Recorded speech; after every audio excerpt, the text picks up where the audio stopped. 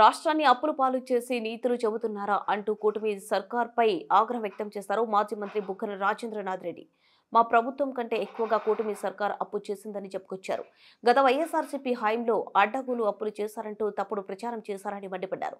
మాజీ మంత్రి బుగ్గన తాజాగా హైదరాబాద్లోని ప్రెస్ క్లబ్లో మీడియాతో మాట్లాడుతూ, మా పరిపాలనలో సామాన్య మానవుడి శ్రేయస్సు గురించి ఆలోచించాం, సంపద సృష్టిస్తామని చెప్పి కూటమి అధికారంలోకి వచ్చింది. అమ్మఒడి, విద్యా దీవెన, రైతు భరోసాకు నిధులేవి, సున్నా వడ్డీ రుణాలు, ఇన్పుట్ సబ్సిడీ, మత్స్యకార భరోసా ఎందుకు ఇవ్వడం లేదు, విద్యార్థులకు ట్యాబ్లు ఇవ్వడం లేదు, ఏపీఎండీసీకి 9,000 కోట్లు ఎందుకు కేటాయించారన్నారు.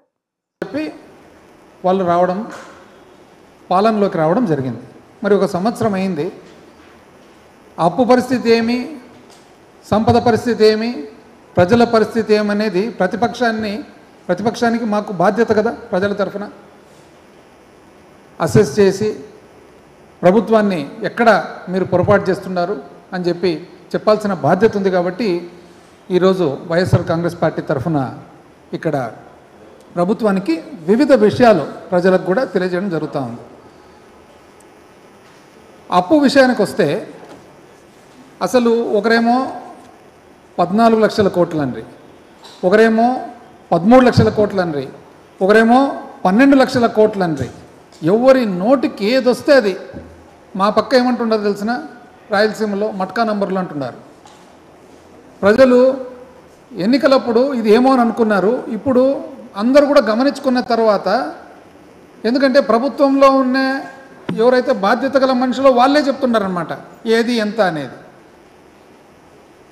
ఏం సార్ ఇది మట్కా నంబర్ల మాది చెప్తున్నారు, ఇంత అన్యాయంగా అని చెప్పి ప్రజలు అంటున్నారు. ఈరోజు ఇప్పుడు ఒక వ్యక్తికి జీవితకాలం అంతా అబద్ధాలు చెప్పొచ్చు, అవాస్తవాలు చెప్పొచ్చు, అందరికీ ఒక్కసారి చెప్పొచ్చు.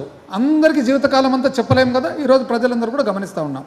వాస్తవానికి ఏమి, రాష్ట్రము పునర్వ్యవస్థీకరణ జరిగినప్పుడు, ఆంధ్ర రాష్ట్రం ఏర్పడినప్పుడు, విభజన జరిగినప్పుడు 1,40,000 కోట్లు అప్పు ఉండగా 2014 నుంచి 19 అప్పటి కూటమి ప్రభుత్వము, పాత కూటమి, వాళ్ళు ఎంత చేసినారు అప్పు, 2,50,000 కోట్లు దానికి కలిపినారు.